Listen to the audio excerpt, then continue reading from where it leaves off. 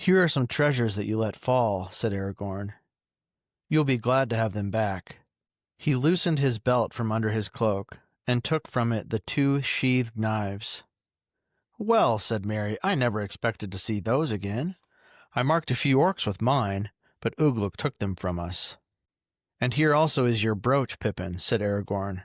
"I've kept it safe, for it's a very precious thing." "I know," said Pippin. "It was a wrench to let it go, but what else could I do?" "Nothing else," answered Aragorn. "One who cannot cast away a treasure at need is in fetters. You did rightly."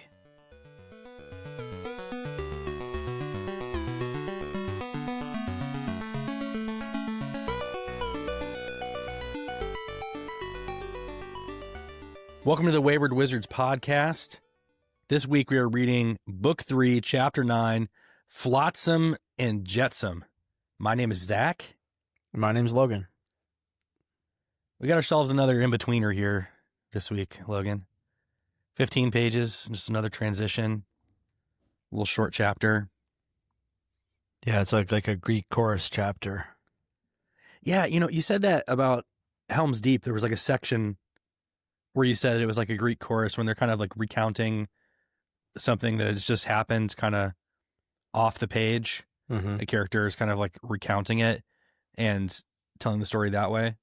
I was really struck by that this time, how basically that's this entire chapter. Once they are reunited and kind of do like a little catch up, a lot of it is things that we already know. It's just them like telling each other what's happened in the previous 9 days or however long it says it was in the chapter. Mm-hmm. At one point, one of the hobbits says, "Oh, it's only been 9 days, even though it feels like a year." And you and I have been talking about these like 9 days for like several months at this point. So yeah, it's that's true. Yeah, it does feel like a year, doesn't it?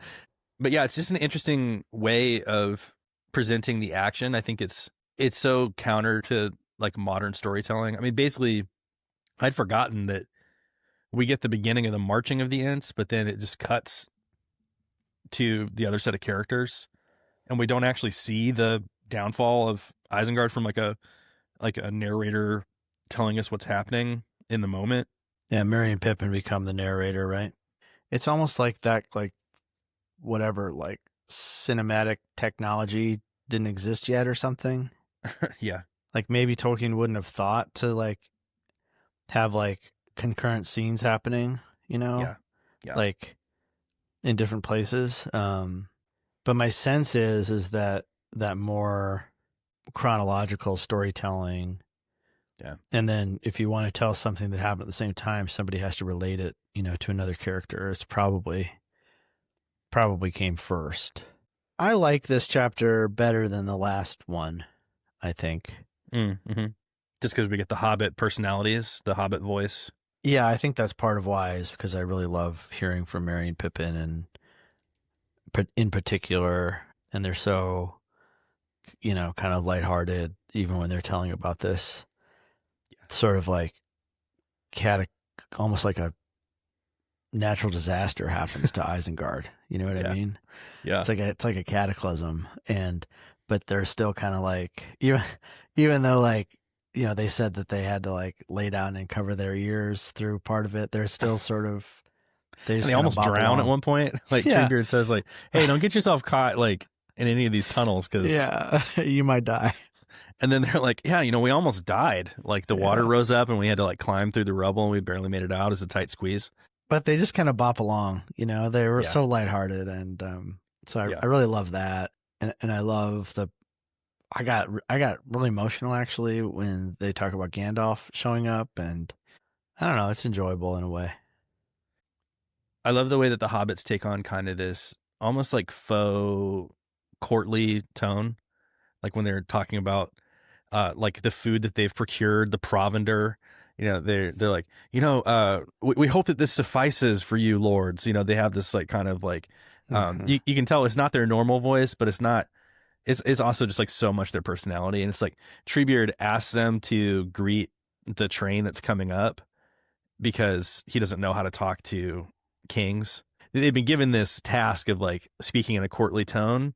And now they're kind of playing it up now that it's just them and their close friends.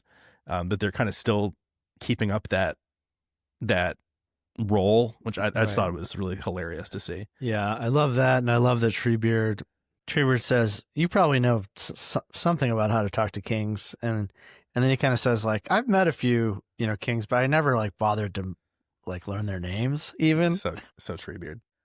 And he's like, I don't even know what they eat really. So like, if you can get some human food for 25, that would be great.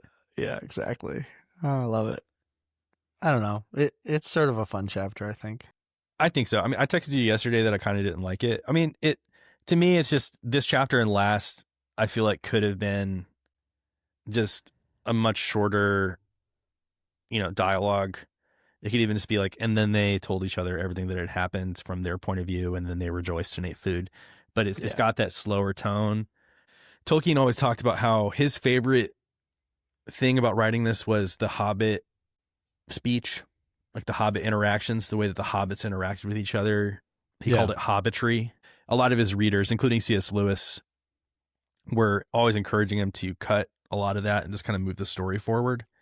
There's whole chapters of there's whole chapters of the draft history, which is like, if you're watching on YouTube, behind me on the left side of your, over my left shoulder, there are whole chapters of just this type of dialogue, just over and over and over again. He loved writing this stuff. I think it came really naturally to him. There's like a whole scene in the beginning of the story when he was still kind of finding his footing, figuring out what the story was, when the hobbits are just talking about how they would never want to live in a second story of a house because they wouldn't know how to get the dishes from upstairs back downstairs. And one of the hobbits starts speculating that they could make their plates out of wood so they could just throw it out the window and then pick it up out of the grass. And so you can just imagine like Clive just like reading through the drafts, just being like, oh my God, Tolkien. That's the kind of stuff that I love, from like British comedies and TV shows and stuff that I used to watch on PBS when I was a kid. Yeah. And I love that stuff. I just, that sort of like repartee or whatever. I guess Tolkien probably wouldn't have described it that way with a French word, but he would have hated using a French word. Heck, man. But just that back and forth, and like, it's a cultural thing. Like, people know how to enter into that kind of like back and forth because there's sort of a defined role. Like, you're sort of the one person is kind of the straight man and the other person is telling jokes, but everybody's in on the joke. Yeah. That's the hobbitry thing that I love. And that's what like normal life is actually like. I mean, we're doing that right now, Yeah, exactly. Like, people know how to listen to a conversation. Nothing life or death is happening between you and I right now, but it would make a really terrible novel. Yeah. But yeah, I mean, I think we've talked about tonal shifts a bunch on the pod. I think the tonal shift between the Helm's Deep chapters and even just the chase. I mean, the chase itself is really harrowing and exciting. It would be terrible to live through it. Like, you and I both would just be peeing our pants if we had to be at the Battle of Helm's Deep. We would be useless. Absolutely. But it makes for good reading. I don't know. The dialogue heavy part of this is like kind of like, but that's, the tonal shift. I think you mentioned last episode, I'd never really thought of it that way, which is that maybe Tolkien just kind of has this intuitive sense of like when you need to pump the brakes and kind of bring things back to the ground level and remind yourself that these are human characters with, basic needs like eating and drinking and smoking. There is a genre of fantasy that is all Helm's Deep all the time, and it's like this grim, dark, fantasy. Yeah. Where it's just very in the mud and guts and blood for 300 pages. Yeah. And that's fine. Like, I've enjoyed those novels, but I think it very rarely, ascends to anything above pretty standard genre fiction. All right, you want to jump in? Let's do it, dog. Did you Google the words or like look up the words Flotsam and Jetsam? No, I did not. I only looked with the word moisty to see if it was just a Tolkien. I'm so glad that you mentioned moisty. Misty moisty. Moisty. I had that written down. I assume he just invented that on the spot, sort of like a Shakespeare would have done. 100%. Yeah. But I looked up Flotsam and Jetsam. I've looked it up before, and I'd kind of forgotten what exactly they were. I knew that they were kind of just like words for like detritus. Like they're Yeah. just kind of like, the stuff left over after like this and that, it's like stuff that's like left over after. But I looked them up and they're nautical terms. Flotsam is something that happens after a shipwreck. Mm. And so it's like the stuff that's like floating on top of the water after a ship goes down. Yeah. And jetsam is stuff that is thrown off to like lessen the weight of a ship, like during a battle, especially if the ship is like going down. They'll like start throwing stuff off the side of the ship to save the ship. Yeah, I think I kind of intuitively knew what flotsam was, but jetsam I couldn't have told you. But you're jettisoning. Yeah, you're throwing stuff off to like keep the ship afloat. Like if there's like a Jetsam. storm or something like that, you would throw off anything that's completely unnecessary just to survive. Yeah. If your ship's too heavy and you get pulled under, or like if there's some sort of like event or battle or whatever and your ship is sinking, you want to keep it afloat as long as possible. Yeah. The way to do that is you lessen the weight. Yeah, it's interesting because you have this like kind of like water, waste left over after they flood the bowl of Isengard with water. So it's got this like nautical, like it's like a naval battle. Yeah, at one point it describes Isengard as a pan full of water, or a pan full of liquid. Oh, really? I think that was in there. Yeah, and I missed that, but I'm sure we'll come up against yeah, it's definitely marshy almost. Yeah. Thinking of it as completely full of water, I think, is the right way to think of it. Yeah, that's cool. Mm-hmm. But yeah, the title names are a little bit slept on, I think. I agree. Yeah, we don't usually go into detail talking about why he chose the names for the chapters that he did, but there's some really interesting ones. Yeah, Flotsam and Jetsam is, I think, a really evocative one. Yeah. So we kind of pick up right where we left off. Last chapter was the reunion of all these characters who have been, sundered and have gone off on their own paths, and now there's kind of the road is kind of like converged again, and they meet. So last chapter was when they meet again, and you got Gimli calling them like woolly-footed truants and all that. Yeah, which is such a great word. I think comes up again here. Yeah, truants. The truants. But this is where I think the emotional payoff really comes to fruit. Basically, the first few pages are this them each recounting what has happened to them in the last 9 or 10 days. Mm-hmm. And most of it is stuff that we already know from like kind of their individual point of view chapters. There's not a lot that is like revealed in what they're telling, at least to us, in what they're telling each other. And the three hunters at least have been able to kind of piece together a really accurate timeline of what happened to them. The main thing I think that we learn a lot about is the march of the Ents on Isengard and exactly what happened while the Battle of Helm's Deep was happening that we didn't get to see before. Yeah, I really like the details we get about like the way that the Huorns move. Yeah, as like a mist. Yeah, they like cloud themselves, and they cloud themselves. You don't just get to see them move, but it still remains pretty mysterious about like, are they walking or are they gliding or are they, what exactly is happening? It's creepy stuff. And they're way creepier than the Ents. The Ents seem way more like people, because they walk and, they're big tree guys, but they're sort of familiar. But the Huorns are more, I don't know, mysterious and creepy than Ents for sure. Absolutely. There's some great descriptions, which I think we'll probably read when we get closer. But they're basically like, all right, yeah, we'll fill each other in on what happens, but first of all, we got to get some food. And Merry and Pippin are like, hey, we got you, dog. We got food.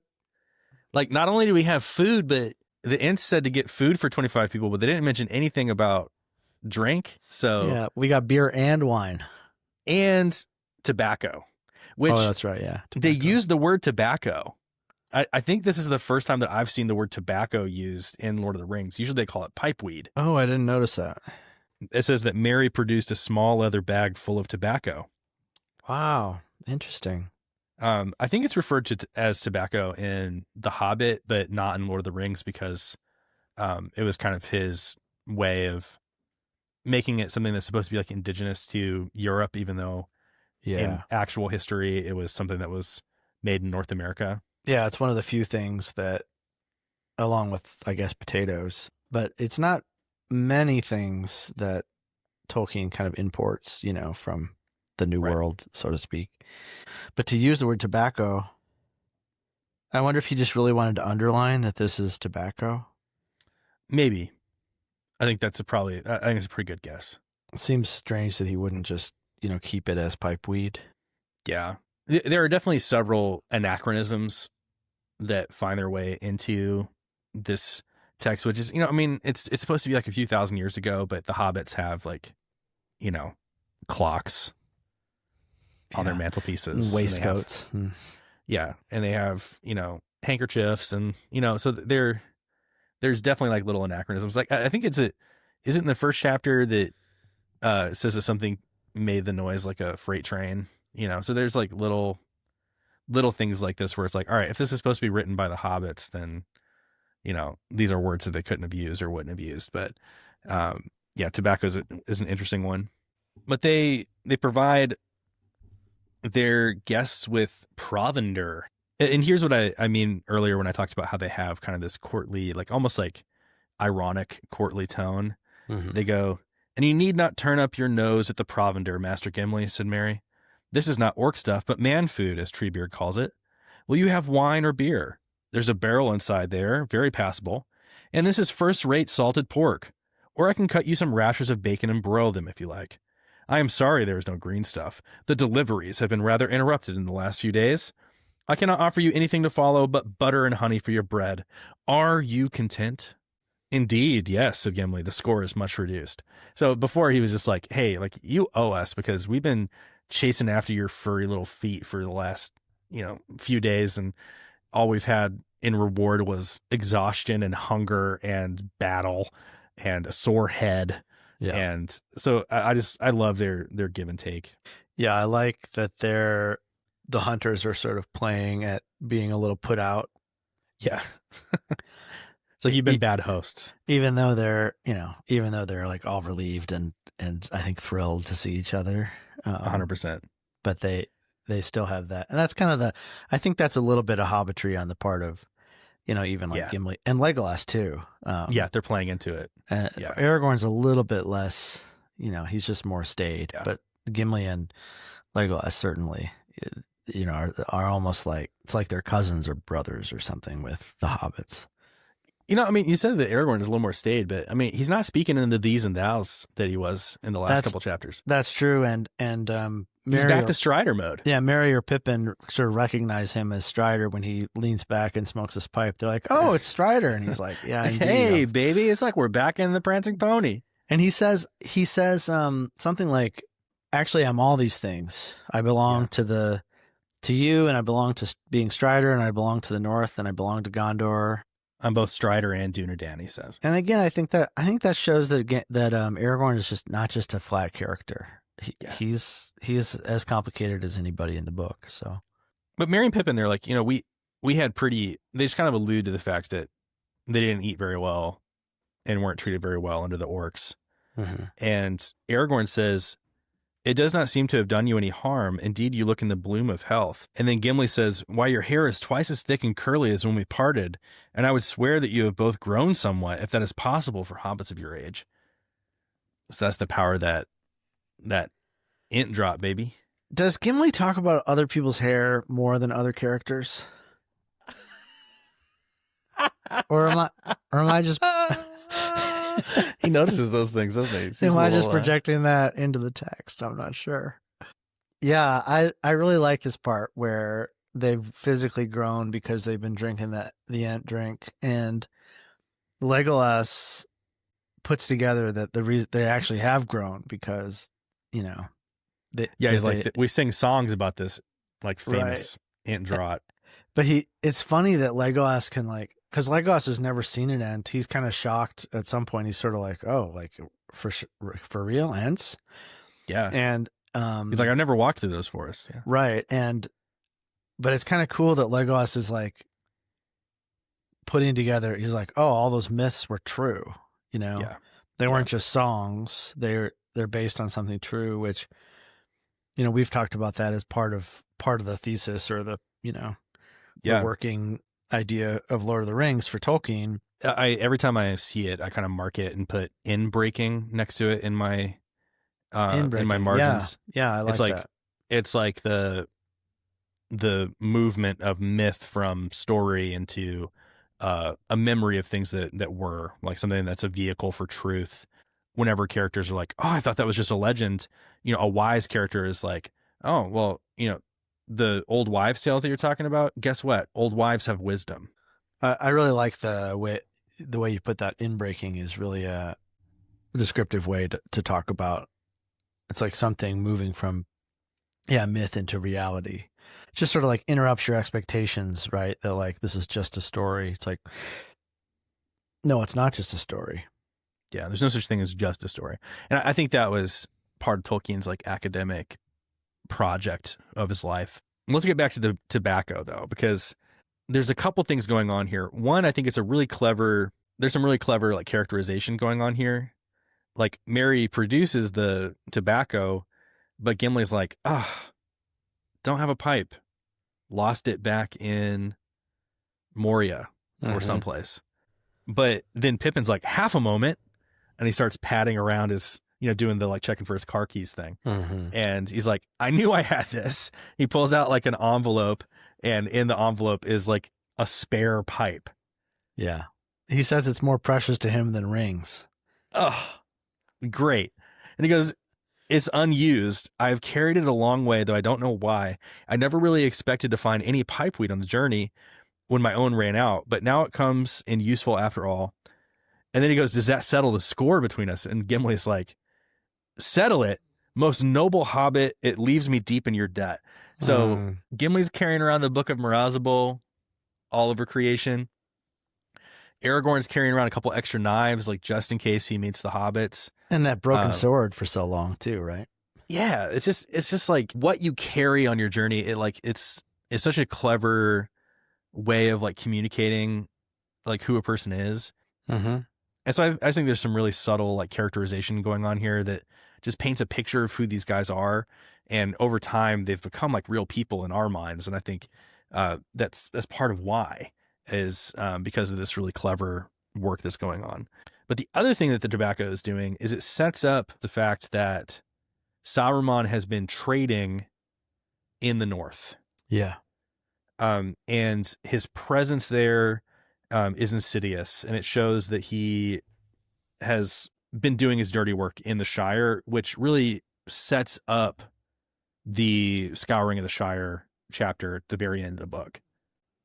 Gimli takes the tobacco that he's been given, he like rubs it in his hands and smells it. He says it feels good and it smells good, and Mary's like, it is good. My dear Gimli, it is Longbottom leaf. How it came here I can't imagine. For Saruman's private use, I fancy. I never knew that it went so far abroad, but it comes in handy now. And then later on, when they're talking about the nature of the orcs that they've been facing in battle and how they seem to be half orc, half man, they talk about the fact that it reminds them of the southerner that they saw in Bree. Yeah, we had so many questions about that when we recorded that episode, and it's all answered here. I mean, I think this pretty well confirms that person was some sort of half orc, half man. Yeah. Maybe more man than orc, but that not only was it the case that these Uruk-hai are like the result of like scientific experiments in Isengard of like mixing these breeds of creatures, and like just how deeply unnatural that is, and like how evil that is, and it shows Saruman's kind of depravity, but also just how far his reach has gone. He is meddling in Rohan. He is meddling in Mordor. He's, vying for some sort of alliance with Mordor, but he's also stretched all the way into the north and is sending his people up there. Let me just read a little bit here. basically they say that the orcs that they've seen, these Uruk-hai, remind them of the southerner that they saw in Bree, but they say only he was not so obviously orc-like as most of these. And Aragorn says, I thought of him too. We had many of these half-orcs to deal with at Helm's Deep. It seems plain now that the southerner was a spy of Sauron's. But whether he was working with the Black Riders or Saruman alone, I do not know. Because remember, it's after this southerner leaves that the Black Riders come into Bree, and that's why they have to be really sneaky in how they get out. But he says, it is difficult with these evil folk to know when they are in league and when they are cheating one another. So there's that theme of evil undoing itself again and again and again. Yep. So after this exchange, they're sitting in there smoking together, and this is where Aragorn gives them back their treasures that they let fall, starting with the 2 blades from the Barrow Downs and, of course, the brooch from Lothlorien that does not idly fall. Pretty important that they get those blades back. Yeah, I mean, these blades, I think it's really, Tolkien's attention to detail here is really impressive, because all the way back in the Barrow Downs, we learn about how they're damasked, which just means like folded over and over again, so you get the rippling pattern in the blade, and how they were made in Numenor to fight the Witch King of Angmar. Yeah, I think it's really masterful the way that Tolkien kind of like sprinkles in little facts about why these blades are important. And then, looking ahead, the 2 payoffs that come from these blades and why it's like so fortuitous that 1, they got them in the first place, but 2, that Aragorn had the foresight to keep them. And really it's just out of fidelity to his friends. He's like, these are important to them. I'm going to hold on to them in hope that we reunite with them. He doesn't do it knowing like, oh, these are going to be like turning points in the war. Mm-hmm. But Merry is able to use his barrow blade, which was made by the Númenóreans for the explicit purpose of battle with the Witch King of Angmar. So one of the only things that could ever hurt the Witch King of Angmar, he's able to use it to stab him in the back of the leg, which lets Éowyn defeat him in battle against all odds. But then Pippin gets to use his in the March of the Black Gate. He uses it to down a troll. Yeah, right. So they call him like Troll's Bane or something like that. Yeah, it's awesome. For the rest of his life. It's awesome. Right. But there comes this great line where Pippin's like, yeah, basically like, oh, it was a real wrench to let it go, which is such a great line. Oh, the brooch, right? The brooch, yeah. He goes, it was a real wrench to let it go. But there's this great line, which is what we started the podcast with today, of just Aragorn saying, one who cannot cast away a treasure at need is in fetters. Oh, that's beautiful. We get a little bit of more clarity about the argument between the orcs of Barad-dûr and the orcs of Saruman, and what happens when they have the quarrel and split up. Aragorn suggests that Grishnak sent a message across the river after the quarrel. Yeah. And the Red Eye will be looking toward Isengard, but Saruman, at any rate, is in a cleft stick of his own cutting. That's an interesting phrase. Had you ever heard that before? In a cleft stick of his own cutting? I think we can get the gist of it, which is basically saying like he's shot himself in the foot. Yeah, he's between a rock and a hard place, right? He's there because of his own doing. Saruman has really undone himself by betraying the good guys, and then by being in league with Mordor. But then by betraying Mordor, he has just sealed his own fate. Like by trying to get the ring on his own, he was in a desperate place where he really couldn't he couldn't come out on top. And his march on Rohan was really just kind of a last-ditch effort to try and get them out of the equation so that he could somehow get back in the good graces of Mordor. But we know that it was never going to happen. Even if he had won at Helm's Deep, that was never going to happen. Mm-hmm. And here, we get a little like further confirmation that the old man that they saw was Saruman. Right. Gimli says, we caught a glimpse of the old villain, or so Gandalf hints, on the edge of the forest. 5 nights ago. Yeah, so now there's kind of establishing when did all this happen? Where were we when you were meeting Treebeard? Did we get the name of Treebeard's house in the Treebeard chapter, Welling Hall? It's kind of funny that they end up they go through this horrible experience with the orcs, and then they kind of end up at the hospital, like Welling Hall, like healing place, basically. Oh, I love that. That they get a chance to get well with Treebeard, and they drink this magic medicine or potion or whatever, and that's great. It causes them to grow. I love that name, Welling Hall. Take me to the Welling Hall. And then they start now what I think is really the meat of the chapter, which is like, this has all been really a vehicle to bring us to the place where we could learn what happens when the Ents march on Isengard. Yep. And it seems like, they have the rousing of the Ents that we see where they're making drum noises and they're blowing their horns and they're singing songs about how they're marching to destroy Isengard, and the cracking of the stones and the tearing down of the gates and all that. In the song, there's a little natural break, because when they get there, they see that the orcs are emptying out of Isengard, and they wait for the orcs to leave, and then that's when they attack.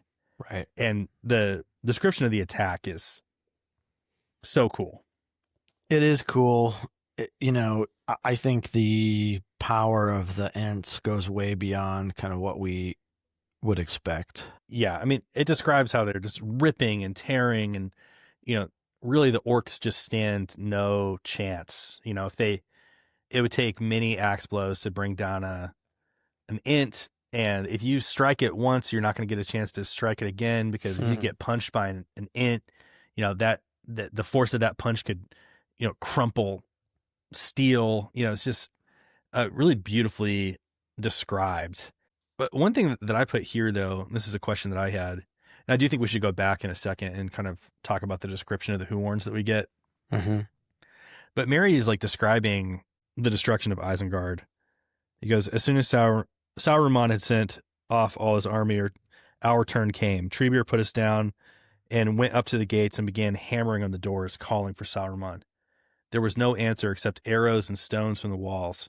But arrows are no use against Ents. They hurt them, of course, and infuriate them like stinging flies. But an Ent can be stuck as full of orc arrows as a pincushion and take no serious harm. They cannot be poisoned, for one thing, and their skin seems to be very thick and tougher than bark. It takes a very heavy axe stroke to wound them seriously. They don't like axes. And then he goes on and on. How does he know all this about Ent anatomy? That they can't be poisoned? He seems to have like a really clear, he's like describing their skin. They spent like 2 days with Quickbeam, Yeah. And I think Quickbeam's like letting them know, like, hey, so we can't be poisoned. We're impervious to arrows. That's my headcanon, is like they spend those couple days with Quickbeam, and Quickbeam is a more talkative Ent than most Ents. And Merry and Pippin are like never shut up, and so they're like asking. I think that whole time they're asking questions, and then they've also poison. Yeah. What's what kind of damage can you take? What's the deal with poison? Yeah.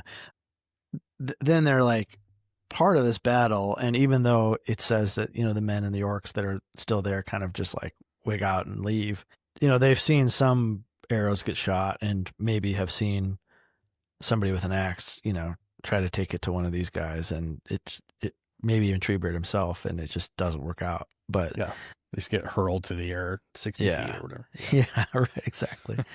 So they have that firsthand experience also. Going back a couple pages, the Huorns are described in much greater detail, and we kind of mentioned this a little bit earlier, but I think it's worth reading a few of these descriptions at more length. When they're describing the movement of the forest, and it seems like the order of events is that they march to Isengard, they stop before they reach the gates, they see Isengard being emptied, and then Treebeard sends out some of the Huorns to aid wherever the orcs are going. He may not know they're just where they're going, basically. Yeah, they're just following behind, which explains why they got there as quickly as they did. Right. After the Battle of Helm's Deep, they're there already. And I think that is like when we see, like when we hear before the Battle of Helm's Deep, Legolas gives a description of it looks like mist going over the mountains. There's like a darkness that's moving over the mountains. I think that's what we're seeing. Like that force has already left Isengard at that point. Yeah. Yep. And so he's seeing the kind of the rolling of the hills. That's the Huorns following this army of orcs. So Merry says, Though I could not see what was happening in the dark, I believe that Huorns began to move south as soon as the gates were shut again. Their business was with the orcs, I think. They were far down the valley in the morning, or at any rate, there was a shadow there that one couldn't see through. And so I think that's what Legolas saw with his, like, you know, long-seeing elf sight before the Battle of Helm's Deep. But these Huorns, which hobbit says this? Is this Merry? I believe it's, yeah, because Pippin told Merry to do all the talking, which I think is interesting. He says, like, I don't have a mind for details, so Merry will, you know, be the primary storyteller, and I'll kind of jump in. Merry's kind of the leader of Merry and Pippin also. Maybe just because he's older. We never say Pippin and Merry, do we? No, it's always Merry and Pippin, and Merry is, like the older brother or something, you know? Yeah. He's got a mind for maps, as we've well noted. But he goes, it was the Huorns, or so the Ents call them in short language, in quotations. I love that short language. That's so good. Treebeard won't say much about them, but I think that they are Ents that have become almost like trees, at least to look at. They stand here and there in the wood or under its eaves, silent, watching endlessly over the trees, but deep in the darkest dales there are hundreds and hundreds of them, I believe. There's great power in them, and they seem able to wrap themselves in shadow. It is difficult to see them moving, but they do. They can move very quickly if they are angry. And he says, you can stand still and, like, look up at the sky, and then when you look back down, you'll be in the middle of a forest that wasn't there before. Pretty scary stuff. Scary. Very scary. And he says, I should be terrified of meeting them if there were no true Ents about to look after them. And I underline true Ents because it's like, these aren't just trees. You know, they're formerly Ents that now are kind of like less capable and have less agency than they were before, but the Ents are able to kind of orchestrate their movements and turn them into this army of ghost trees. You know, it's terrifying. Yeah, and they're always described as sort of having some, like, anger. Yeah. They've got anger at the orcs, certainly. But it also, I don't know, it seems like a more general anger also, where, you know, even Merry and Pippin are like, we didn't go in to those trees because it just seemed like a bad place to be. Of course, they also have the experience in the Old Forest, you know, which is kind of Huornish in its own way. So we get a description of the wizardry of Saruman, like what makes Saruman so powerful, being his voice. And that, of course, is going to play very strongly next chapter. But Merry kind of speculates that maybe the wizardry of Saruman has been falling off lately. Yeah, that's really interesting. And he basically says that he is a coward and that he doesn't have much courage without his slaves or his machines around him. Can I read that part? Yeah, go for it, dude. His wizardry may have been falling off lately, of course, but anyway, I think he has not much grit, not much plain courage, alone in a tight place without a lot of slaves and machines and things, if you know what I mean. Very different from old Gandalf. I wonder if his fame was not all along mainly due to his cleverness in settling at Isengard. And Aragorn kind of corrects that. He's like, no, there was a time where he was really a great, you know, power person. But yeah, at some point over the years, he loses that character. I think the way that Merry describes it is so... I love the way that Merry describes that, saying that he doesn't have much grit. Yeah. And he doesn't have just much plain courage. Yeah, he's not like Gandalf in that way.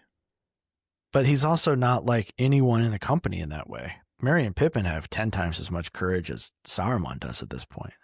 Yeah, because I think Merry is kind of onto something, because he's always just kind of holed up in Isengard. You know, Gandalf is a wanderer. He's a rolling stone. Yeah. He doesn't gather moss.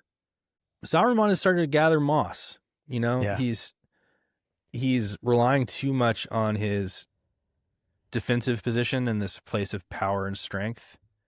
And he's sending off other people to do his dirty work for him. Right. And we even know that he doesn't even go into Fangorn to talk to Treebeard anymore. And Treebeard is his neighbor, you know? He's right there. Yeah. And so, yeah, Merry really I think, hits the nail on the head. I think he's not got much grit. Yeah. Just calling him a coward. Yeah. But Aragorn warns them, and I think we're going to see this just in a few pages, that he has power over them, over weaker minds, which is most people. He has a power of command. His words are a spell that enchants people. He daunts them. That's a word that kind of comes up a lot. He has a daunting voice, which means that he's able to kind of subjugate people to his own will and kind of make them think that what he's saying is true, and maybe even have them think that it comes from their own mind. Like, it's like they're hearing something that they themselves have always believed but weren't able to articulate. Aragorn also says that his thought is subtle, his knowledge is deep, and his hands are marvelously skilled. There's a sense that he is a crafty person. He's able to make things. And clear back in the Council of Elrond, which feels like years ago now, Gandalf says that when he pulled up to the gates, the steps of Isengard, he has a ring on his finger. And he refers to himself as no longer being Saruman the White, but being Saruman of many colors, ring maker. And so he's been studying the ring for millennia.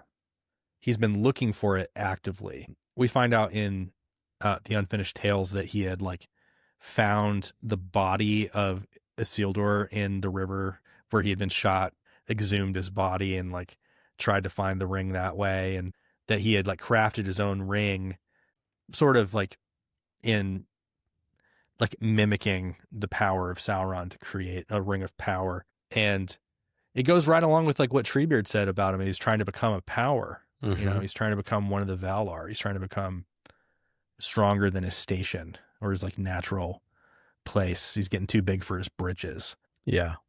So I think that's part of his character too. He's able to persuade people. He's able to daunt them with his voice, but he's also just he makes things, and so his wheels of industry, his fires that are constantly burning, it's part of his desire to control the world through his craft and his intellect. That's something that I think, and you correct me if I'm wrong, unites or is a common characteristic or theme between Sauron, and Morgoth. Yeah. That they're all artificers, or they all are one of the gifts that they have is creation, or I guess, what is properly kind of this sub-creation that we've talked about before, Tolkien seeing himself as a sub-creator, that his desire to create comes because God is a creator.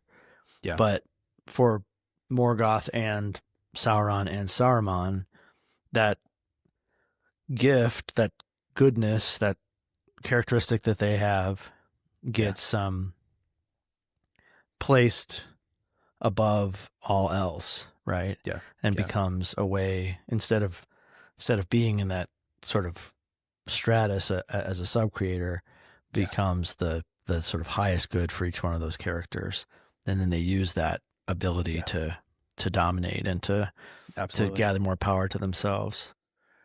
There's a thin line between creating as an act of worship of God, who is a creator, and creating as an act of trying to be God.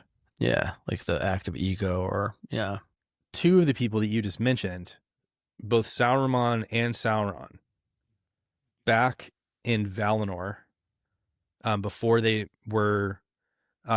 came over to Middle Earth, when they had different names and different visages about them, they were students of the Valar Aule, who is a maker, and he is the one who made the dwarves. Right.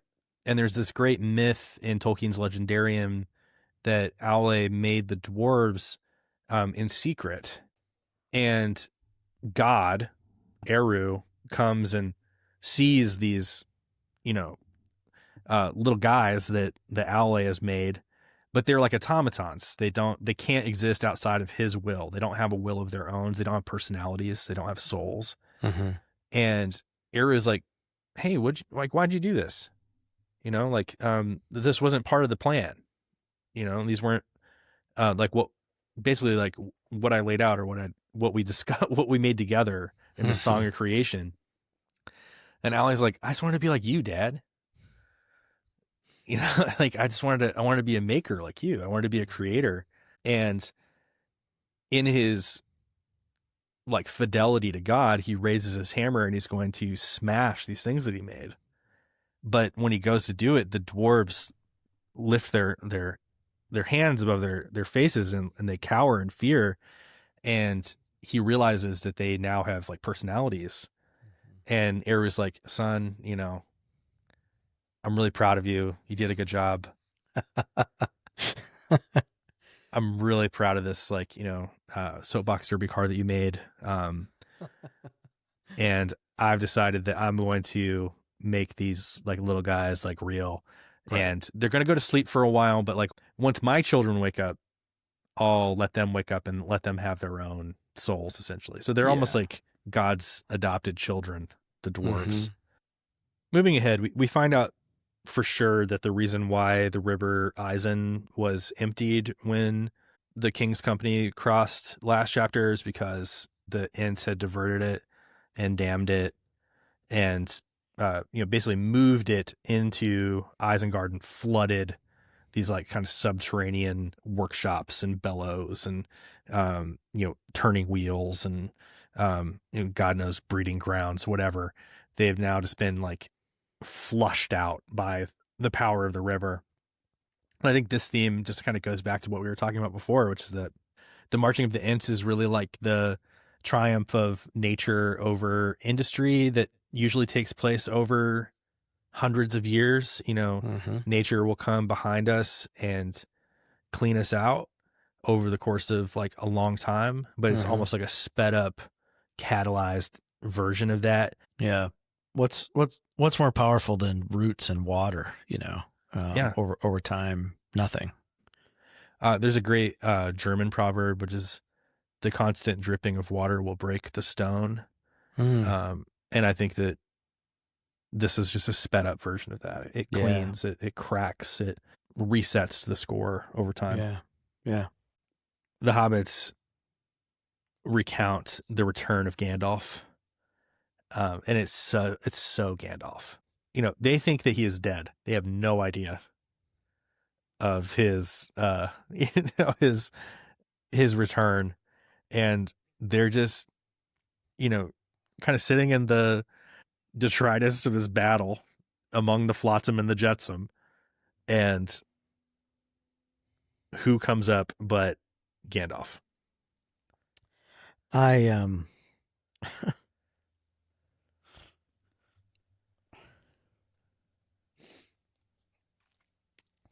Sorry. I was so caught off guard last night reading this. Or yesterday, I guess. I actually sat under a tree while I read this, and I was so caught off guard by this line. Suddenly a great horse came striding up like a flash of silver. It was already dark, but I could see the rider's face clearly. It seemed to shine. It seemed to shine, and all his clothes were white, and I just sat up staring, with my mouth open. I tried to call out, and I couldn't. There was no need. He halted just by us and looked down at us. Gandalf, I said at last, but my voice was only a whisper. Did he say, hello, Pippin, this is a pleasant surprise? No, indeed. He said, get up, you tomfool of a took. Where in the name of wonder in all this ruin is Treebeard? I want him, quick. Gosh, it's so Gandalf. He's like, I ain't got time for your joy at my return. Yeah. And he says, later on, he says, wherever I have been, I'm back. I love that. So he sums up everything that happened to him in those, 6 words or whatever, 7 Wherever words. I've been, I'm back. Yeah, that's great. But news must wait. This is a perilous night, and I must ride fast. But the dawn may be brighter, and if so, we shall meet again. He's kind of referring to like the dawn at Helm's Deep, I think. Yeah. Take care of yourselves and keep away from Orthanc. Goodbye. So he still has some tenderness for them. I think he takes Treebeard aside, and yeah, they have like a council. Yeah, and then Treebeard, after Gandalf leaves, Merry says, evidently he'd learned a lot in a short time and was digesting it. He looked at us and said, well, I find that you're not such hasty folk as I thought. You said much less than you might and no more than you should. So Gandalf tells him about the ring, almost certainly. Yes. And Treebeard's like, wow, those little hobbits didn't tell me about the ring. Yeah, they got tight lips. I love this line. He goes, this is a bundle of news and no mistake. A bundle of news and no mistake. That's pretty good. I love it. I found the saucepan line that you mentioned earlier. Oh, where's that? So they break the dams that they've made and the waters flood, and there's great explosions and gusts of fire, and a coil of vapor goes whirling up and twisting around Orthanc until it goes up a mile into the air, and it goes, and still more water poured in until at last Isengard looked like a huge flat saucepan, all steaming and bubbling. I love that. Good catch. Yeah, really good. Underline that. It's really dramatic. Yeah, I think the explosions. I mean, how many explosions would the hobbits have heard in their life? I mean, yeah, none, right? I mean, ever. So Saruman is still in his tower. There was a noise in the night like a wind coming up the valley. I imagine that's the Huorns. I think the Ents and Huorns that had been away came back then, but where they have all gone now, I don't know. So that was, do you remember when they have the bivouac and the mists of the Huorns move past the king's company? I think that's what he's describing here. And he goes, it was a misty, moisty morning when we climbed down and looked around again, and nobody was about. And that is about all there is to tell. It seems almost peaceful now after all the turmoil, and safer too somehow since Gandalf came back. I could sleep! ! That's the best line in the book. It was a misty, moisty morning. That's great. Misty, That's moisty. Great. I need to start incorporating that into my vocabulary. And now my favorite part of the whole chapter, we're coming towards the end here. They recount the return of Wormtongue, who seems to have only really just beat this company in arriving at Isengard. And Wormtongue just goes and is just, staring, mouth gaped at this destruction. And he tries to get away, but Treebeard takes like 3 big strides and just like plucks him off his horse and holds him for questioning. He's described as a queer, twisted sort of creature himself, which again reminded me of Smeagol. Yeah. I think it's a great comparison. I'd never thought of those two being similar, but they are. He just immediately starts lying. No one else would dare to ride through the open land so full of foul orcs, he said. So I was sent, and I have a perilous journey, and I'm hungry and weary. I fled far north out of my way, pursued by wolves. It's like, I'm just so courageous that no one else was willing to take this message. And, Merry sees right through this. Yeah, just I said to myself, liar. Yeah.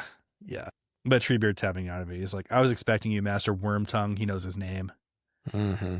Gandalf got here first. So I know as much about you as I need, and I know what to do with you. Put all the rats in one trap, said Gandalf, and I will. I am master of Isengard now. Epic. But Saruman is locked in his tower, and you can go there and give him all the messages you can think of. But my messages are useless now. He's like, I know. He completely changes. He's like, no, don't lock me in the tower with. Please let me go away. And he goes, you got 2 choices, my dude.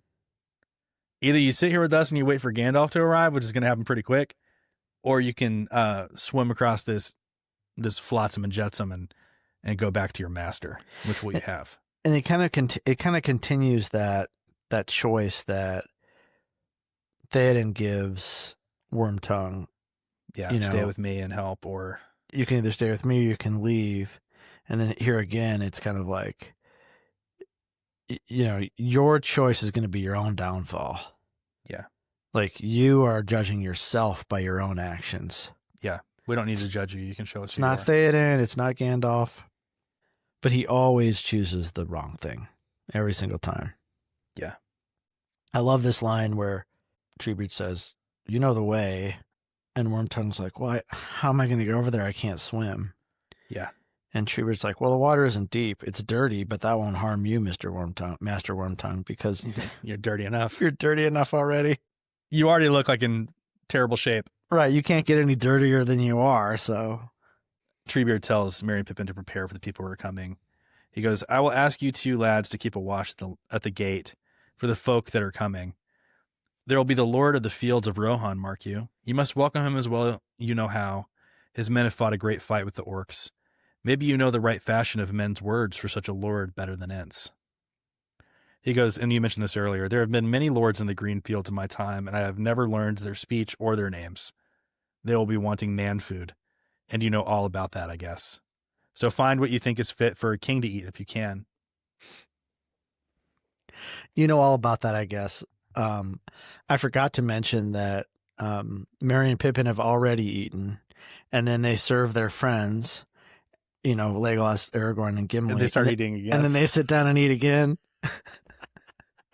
It kind of reminds me of, do you remember when they finally make it into Buckland and Mary's like, "Have you eaten?" And he's like, "Yeah, but we could have another." Yeah, and then they're like, "Well, we can't, we have to be polite to our friends. We can't just, sit here." And Legolas is like, "Yeah, even if we hadn't shown up, you guys would have had another meal, don't you think?" This is a great little bit of foreshadowing from Aragorn. They kind of speculate, like, I wonder what Wormtongue's up to up in that tower. Aragorn says, "Fate has not been kinder to him than he deserves. The sight of the ruin of all that he thought so strong and magnificent must have been almost punishment enough. But I fear that worse awaits him." And yeah, worse is coming for Wormtongue. Sure is.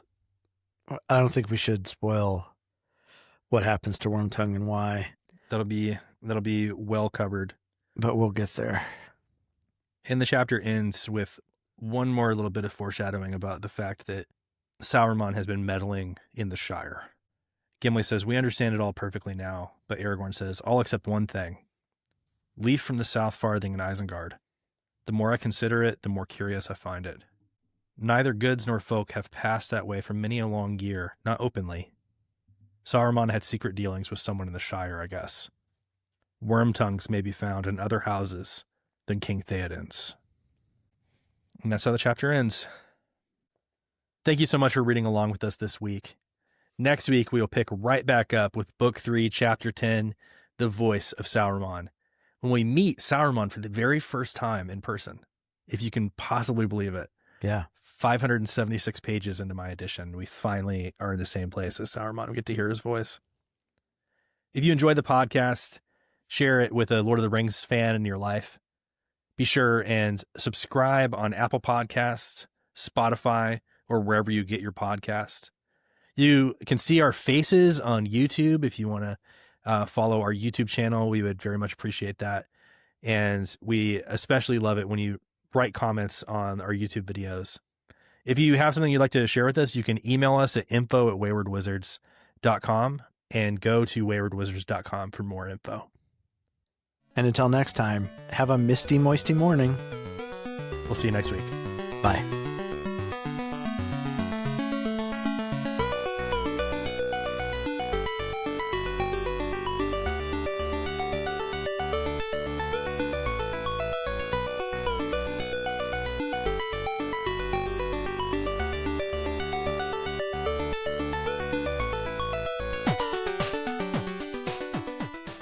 Whereas the Huorns,